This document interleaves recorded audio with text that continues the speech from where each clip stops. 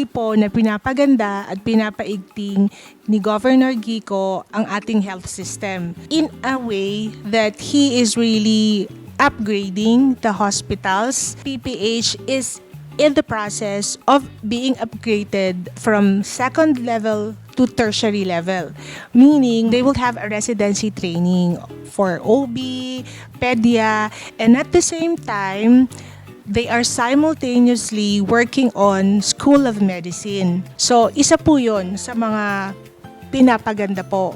Pagka lumaki na po yan, that could be one of our apex hospital. And another thing is the Umingan Community Hospital. Pinapaganda din po dyan ang Umingan Community Hospital. It will soon rise. I think it's already in 92%.